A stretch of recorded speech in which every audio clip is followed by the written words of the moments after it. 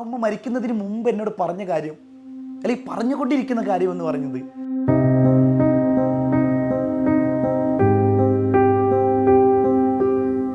അങ്ങനെ അമ്മ പറഞ്ഞു, ഇല്ലടാ ഒരു വളയാണ് ഇപ്പോഴത്തെ മോഡൽ എന്ന് പറയുന്നത്, ഒരു വള ഇട്ടാൽ മതി എന്ന് പറഞ്ഞു. എനിക്ക് ആ കബറിൻ്റെ അടുത്തേക്ക് പോകാൻ പറ്റില്ല. പക്ഷെ ഞാൻ ജോമെട്രിക് ബോക്സ് തുറന്നിട്ട് വീണ്ടും ഉമ്മയോട് പറഞ്ഞു, എനിക്കിതെങ്ങനെയാണ് പറഞ്ഞ് മുഴുവനാക്കേണ്ടതെന്ന് അറിയുന്നില്ല കറക്റ്റ്.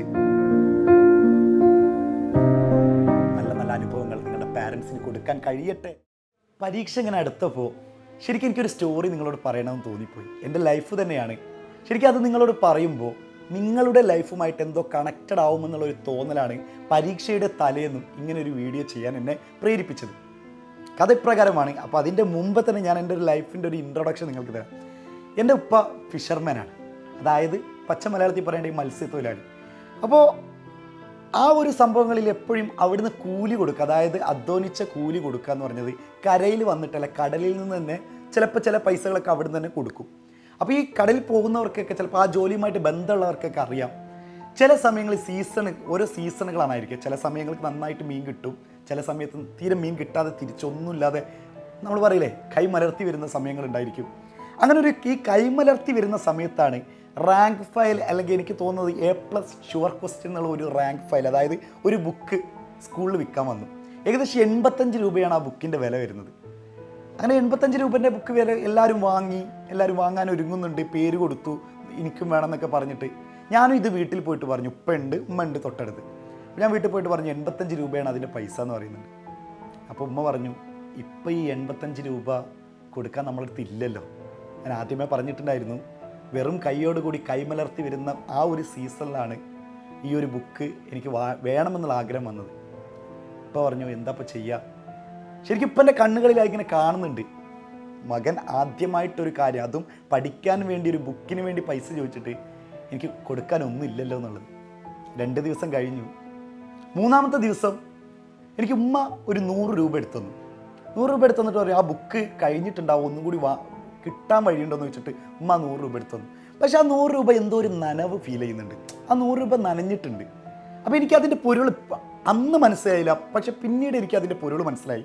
ഞാൻ ആദ്യമേ പറഞ്ഞിട്ടുണ്ട്, ഈ ജോലിയുടെ ഒരു പ്രത്യേകത എന്ന് പറഞ്ഞാൽ കരയിൽ നിന്നല്ല കൂടുതൽ പൈസ കൊടുക്കുക, കടലിൽ നിന്ന് തന്നെ ആ പണിയെടുക്കുമ്പോൾ തന്നെ അവിടെ നിന്ന് കിട്ടിയ, അല്ലെങ്കിൽ തലേ ദിവസം പണിയെടുത്ത പൈസ അപ്പോൾ തന്നെ കൊടുക്കും. സ്വാഭാവികമായിട്ട് കടലിൽ നിന്ന് കൊടുത്ത ആ നനഞ്ഞ നോട്ടായിരുന്നു എനിക്ക് തന്നത്. ശരിക്കും ഉണങ്ങാൻ പോലും സമയം ഉണ്ടായിരുന്നില്ല എന്ന് മാത്രമല്ല, ആ വീട്ടിൽ ആ 100 രൂപയില്ലാതെ മറ്റൊരു രൂപ പോലും ഇല്ല. അങ്ങനെ ഉണ്ടായിരുന്നെങ്കിൽ എനിക്ക് ആ 100 രൂപേൻ്റെ പകരം വേറെ 100 രൂപ എടുത്തു തരാമായിരുന്നു. ശരിക്കും ആ ഒരു കാര്യം ഞാൻ ഞെട്ടലോടുകൂടി, അല്ലെങ്കിൽ ആ കാര്യം എനിക്ക് മനസ്സിലായി തുടങ്ങിയപ്പോൾ എൻ്റെ 2 കണ്ണ് നിറഞ്ഞിട്ടായിരുന്നു ഞാൻ ആ ഒരു മൊമെൻ്റ് മുന്നോട്ട് കൊണ്ടുപോയത്. എൻ്റെ പ്രിയപ്പെട്ട മക്കളോട് ഞാൻ ഈ ഒരു സ്റ്റോറി ഇങ്ങനെ ഒന്ന് നമ്മളെന്ത് ചെയ്യട്ടെ, ടേൺ ചെയ്യട്ടെ നിങ്ങളുടെ ലൈഫിലേക്ക്. അതായത് എക്കണോമിക്കലി പിന്നോക്കമുള്ള കുറച്ച് കുട്ടികളുടെയും കൂടി ലൈഫിലേക്ക് കണക്റ്റഡ് ആവുന്ന ഒരു ചെറിയ സ്റ്റോറി കൂടി.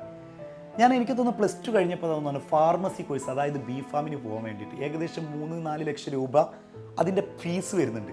അപ്പോൾ ആദ്യം തന്നെ അതിൻ്റെ ഫസ്റ്റ് ഇൻസ്റ്റാൾമെൻ്റ് ആയിട്ടുള്ള 45,000 രൂപ അടക്കണം എന്ന് പറഞ്ഞു. അങ്ങനെ 45,000 രൂപ അടക്കാൻ എവിടെ നിന്ന് എൻ്റെ കയ്യിൽ ഒരിക്കലും ഉണ്ടാവില്ല, നമ്മുടെ വീട്ടുകാരുടെ കയ്യിലും ഉണ്ടാവില്ല. ഞാൻ ആദ്യം തന്നെ നമ്മുടെ വീട്ടിലത്തെ അവസ്ഥ പറഞ്ഞല്ലോ. അങ്ങനെ ഉമ്മ അതെന്ത് ചെയ്തു, അപ്പോൾ ഉമ്മൻ്റെ കയ്യിൽ 2 വളയുണ്ട്. അപ്പോൾ ഉമ്മ അതിൽ നിന്ന് ഒരു വള എടുത്തിട്ട് പറഞ്ഞു, ഈ വള നമുക്ക് കൊണ്ടുപോയിട്ട് ബാങ്കിൽ പണയം വെക്കാം, അല്ലെങ്കിൽ വിൽക്കാമെന്ന് പറഞ്ഞു. പണയം വെച്ചാൽ ചിലപ്പോൾ അന്നത്തെ റേറ്റിന് ഒരു വള വിറ്റ് കഴിഞ്ഞാൽ വള ബാങ്കിൽ വെച്ച് കഴിഞ്ഞാൽ അത്ര പൈസ കിട്ടില്ല. അപ്പോൾ പറഞ്ഞു വള വിറ്റാളെന്ന് പറഞ്ഞു. അപ്പോൾ ഞാൻ ഉമ്മനോട് പറഞ്ഞു, ഹേയ് വള വിൽക്കൊന്നും വേണ്ട, ആകെ 2 വളമുള്ളൂ, അതിലൊന്ന് വിൽക്കാൻ പറ്റുമെന്നുള്ളത്. ഞാൻ കുറച്ച് ഇമോഷണൽ ആവുന്നുണ്ട് ഇത് പറയുമ്പോൾ തന്നെ, കാരണം നിങ്ങളുടെ ലൈഫിൽ എത്രത്തോളം അത് ബാധിച്ചിട്ടുണ്ടോ എന്നറിയില്ല. അങ്ങനെ ഉമ്മ പറഞ്ഞു, ഇല്ലടാ ഒരു വളയാണ് ഇപ്പോഴത്തെ മോഡൽ എന്ന് പറയുന്നുണ്ട്, ഒരു വള ഇട്ടാൽ മതി എന്ന് പറഞ്ഞു. എനിക്കറിയില്ല, ഞാൻ ആ ചെറുപ്പത്തിൽ എന്ത് ചെയ്തു, നമുക്ക് പഠിക്കാൻ പോകുന്നുള്ള ആഗ്രഹത്താൽ ഞാൻ എന്ത് ചെയ്യാണ്, ഉപ്പ വള വാങ്ങിയിട്ട് അത് ക്ലിയർ ആക്കി തരാണ്.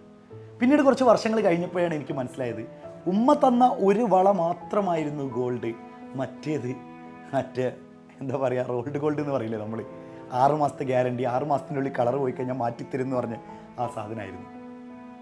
അന്ന് ഞാൻ ഉമ്മക്കൊരു വാക്ക് കൊടുത്തിട്ടുണ്ടായിരുന്നു. ഇങ്ങനെ കെട്ടിപ്പിടിച്ചുകൊണ്ട് ഞാൻ പറഞ്ഞിട്ടുണ്ടായിരുന്നു, ഉമ്മ ഇനി ഒരിക്കലും നിങ്ങൾ സാമ്പത്തികമായിട്ട് പിന്നോക്കം വരില്ല. സാമ്പത്തികമായിട്ട് കാരണം ഞാൻ എങ്ങനെയെങ്കിലും പൈസ ഉണ്ടാക്കാന്നുള്ളതല്ല, നിങ്ങൾ എന്തിനു വേണ്ടിയിട്ടാണോ ആ വള വിറ്റത്, എഡ്യൂക്കേഷൻ നേടാൻ വേണ്ടിയിട്ടായിരുന്നില്ലേ, അല്ലെങ്കിൽ എഡ്യൂക്കേറ്റഡ് ആയിക്കൊണ്ടിരിക്കാൻ വേണ്ടിയിട്ടല്ലേ? ആ വാക്ക് ഞാൻ പാലിച്ചു എന്ന് വേണമെങ്കിൽ എനിക്ക് പറയാം. ആ ഒരു കാര്യത്തിൽ ഞാൻ സക്സസ് ആണ്. ഞാൻ ഉമ്മയുടെ കെട്ടിപ്പിടിച്ചിട്ട് എൻ്റെ ഫസ്റ്റ് സാലറി കിട്ടിക്കഴിഞ്ഞപ്പോൾ ഉമ്മൻ്റെ കയ്യിൽ അത് കൊടുത്തിട്ട് ഞാൻ പറഞ്ഞത്, അന്ന് വിറ്റ വളയില്ലേ അതേ സ്റ്റൈലിനേക്കാളും ഒരു പടി മുന്നിലുള്ള വള പോയിട്ട് ഉമ്മ ഒന്ന് പോയി എടുക്കണം. അതായിരുന്നു ഞാൻ ഫസ്റ്റ് അറ്റംപ്റ്റ്. മറ്റൊരു കഥ കൂടി പറഞ്ഞിട്ട് ഇത് നമുക്ക് അങ്ങോട്ട് ക്ലോസ് ചെയ്യാം. എനിക്കറിയാം ഇത് കണ്ടുകൊണ്ടിരിക്കുന്ന നിങ്ങളുടെ കണ്ണ് നിറയുന്നുണ്ട് എന്ന് എനിക്കറിയാം. നിങ്ങളിത് മുഴുവനാക്കോ എന്നറിയില്ല. ഇതിൻ്റെ ബാക്കി എവിടെ എന്ന് നിങ്ങൾ ചിലപ്പം മനസ്സിലിങ്ങനെ അലയൊലി ഇടുന്നുണ്ടായിരിക്കും. ഞാനൊരു ട്യൂഷനിൽ ക്ലാസ് എടുക്കാൻ പോയപ്പോൾ ഒരു കുട്ടി ജോമെട്രിക് ബോക്സിൽ ആ കുട്ടിയുടെ ഉമ്മയുടെ ഫോട്ടോ വെച്ചിട്ടുണ്ട്. ആ കുട്ടി അത്ര വലിയ പഠിത്തമൊന്നുമില്ല, സ്റ്റഡി എനിക്കും അറിയില്ല, 10A+ എത്തുന്നൊന്നും എനിക്കൊരു യാതൊരു പ്രതീക്ഷയില്ല. 2A+ഓ 3A+ഓ കിട്ടിയാൽ കിട്ടിയെന്നുള്ള ആ ഒരു രീതിക്കാണ് ആ കുട്ടി മോഡൽ എക്സാം വരെ കിട്ടിയത്.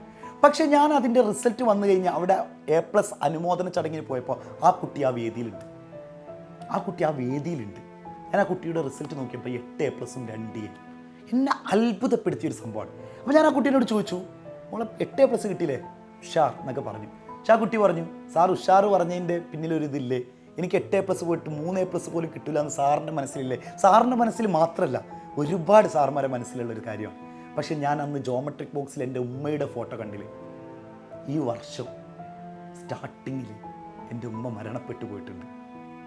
ആ ഉമ്മ മരിക്കുന്നതിന് മുമ്പ് എന്നോട് പറഞ്ഞ കാര്യം, അല്ലെങ്കിൽ പറഞ്ഞുകൊണ്ടിരിക്കുന്ന കാര്യം എന്ന് പറയുന്നത്, നല്ലൊരു റിസൾട്ട് വാങ്ങണേ മോളെ, നല്ലൊരു റിസൾട്ട് വാങ്ങണമെന്ന്.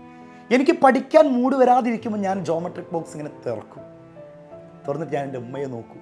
ചിലപ്പോൾ കണ്ണ് നിറയുമ്പോൾ ഉമ്മ എന്നോട് പറയുന്നൊരു വാക്ക് കൂടിയുണ്ട്, കരയരുത്.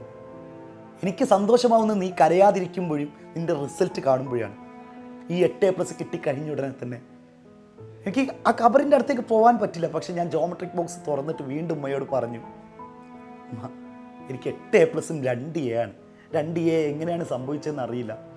ഉമ്മ ഭയങ്കര സന്തോഷവാനാണെന്നാണ് പറയുന്നത്. ഉമ്മ ഭയങ്കര ഹാപ്പി മൊമെൻ്റാണ്. ഇങ്ങനെ എത്ര അനുഭവങ്ങൾ. സമയം വളരെ കുറവാണ്.